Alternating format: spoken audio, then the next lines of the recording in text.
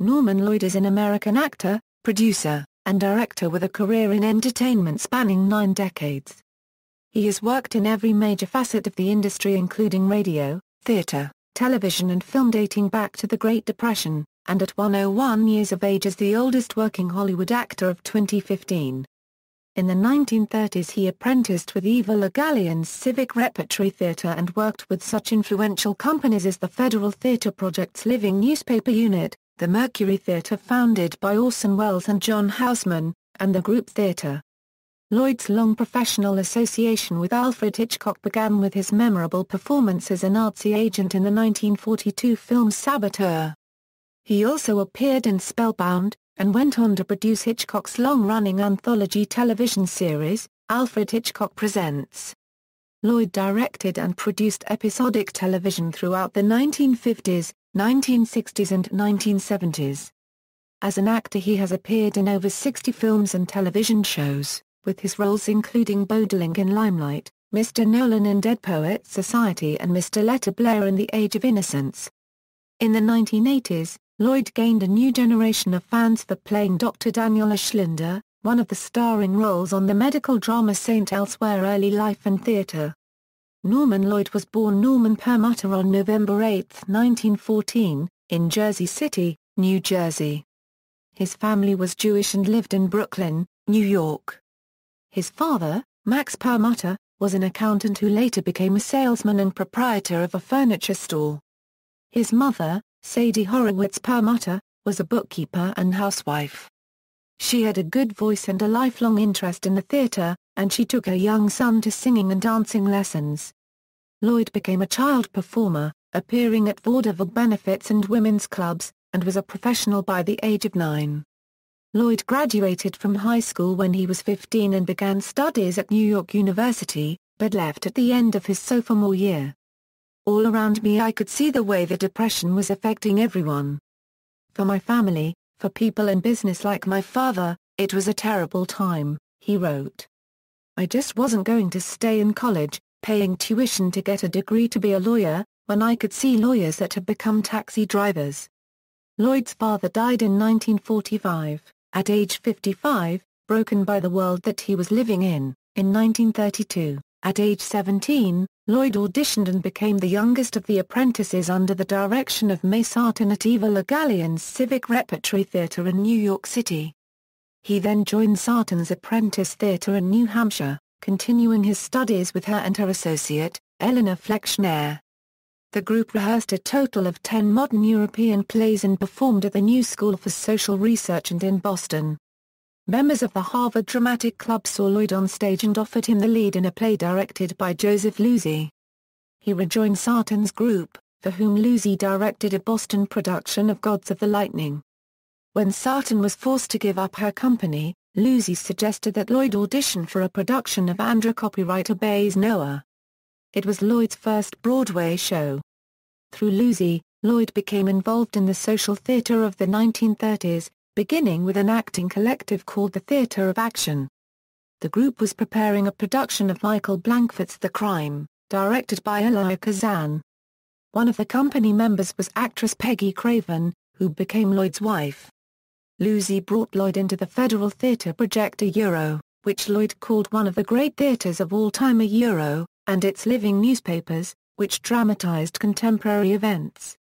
They initially prepared Ethiopia, about the Italian invasion, which was deemed too controversial and was terminated. The first completed presentation was AAA Plowed Under, followed by Injunction Granted and Power. When Orson Welles and John Houseman left the Federal Theatre Project to form their own independent repertory theatre company, the Mercury Theatre, Lloyd was invited to become a charter member.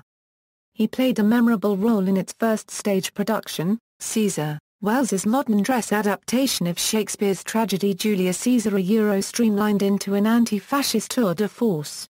In a scene that became the fulcrum of the show, Cinna the poet dies at the hands not of a mob but of a secret police force.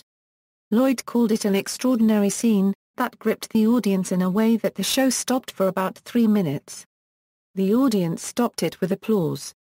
It showed the audience what fascism was. Rather than an intellectual approach, you saw a physical one.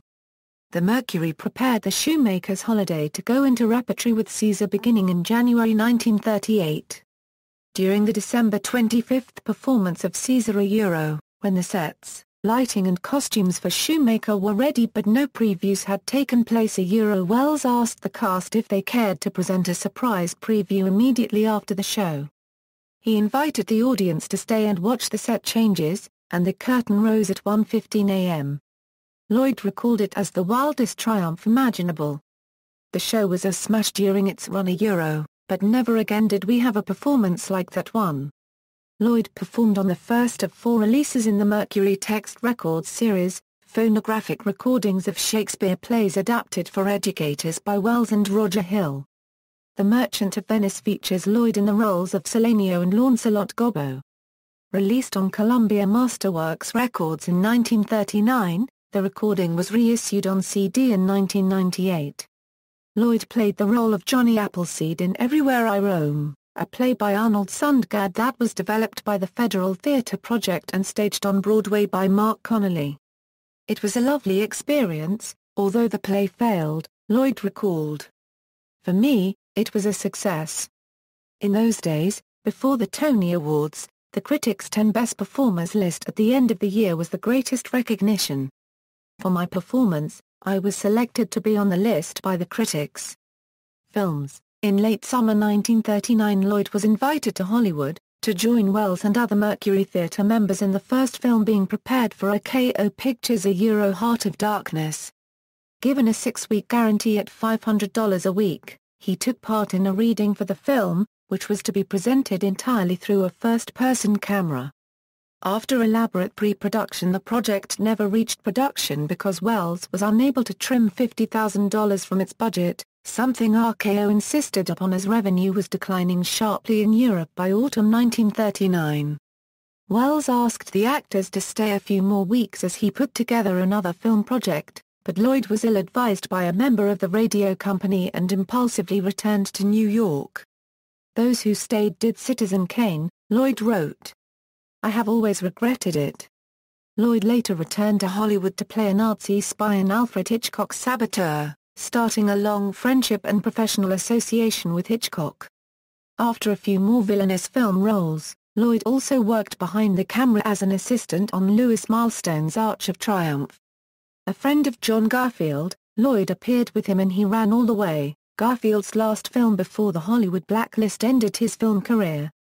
Post-war career. A marginal victim of the blacklist, Lloyd was rescued professionally by Hitchcock, who had previously used the actor in Saboteur and Spellbound.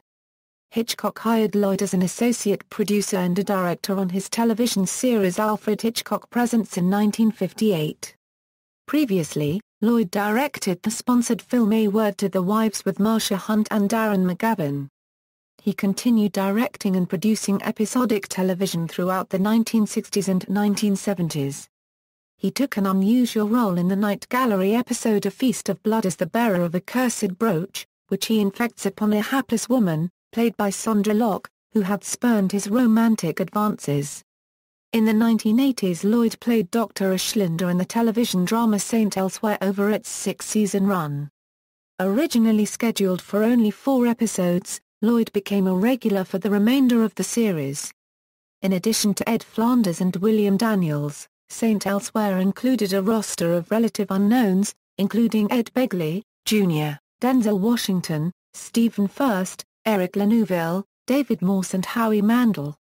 Mandel, who played rowdy and unorthodox ER resident Dr. Wayne Fiscus, recalled that he was very inspirational between scenes, always cheering up everybody, and always smiles when Norman Lloyd passed through.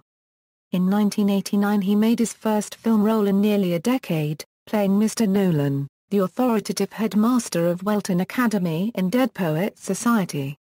Initially, Lloyd was hesitant when asked to audition, because he thought the director and producers could judge whether or not he was right for the part by watching his acting on Saint Elsewhere. Director Peter Weir was living in Australia and had not seen Saint Elsewhere. Lloyd agreed to audition for him after winning his daily tennis match. From 1998 to 2001 he played Dr. Isaac Mentner in the UPN science fiction drama 7 Days. His numerous television guest star appearances include The Joseph Cotton Show, Murder, She Wrote, The Twilight Zone, Wise Guy, Star Trek, The Next Generation, Wings, The Practicing Civil Wars. He has played in various radio plays for Peggy Webber's California Artists Radio Theater and Yuri Rasovsky's Hollywood Theater of the Year. His most recent film role was in Trainwreck, which he acted in at age 99. He is the subject of the documentary Who is Norman Lloyd?, which premiered at the Sundance Film Festival on September 1, 2007. In 2010 he guest-starred in an episode of ABC's Modern Family. On December 5, 2010, he presented An Evening with Norman Lloyd at the Colony Theater in Burbank, California, where he spoke of his career and answered questions from the audience. Following the death of Olaf Pooley on July 14, 2015, Lloyd became the oldest living actor to have appeared in Star Trek. Personal life: Lloyd's wife of 75 years, Peggy, died on August 30, 2011, at the age of 98. The couple had 2 children, one of whom is the actress Josie Lloyd. Lloyd began practicing his lifelong hobby of tennis at the age of 8.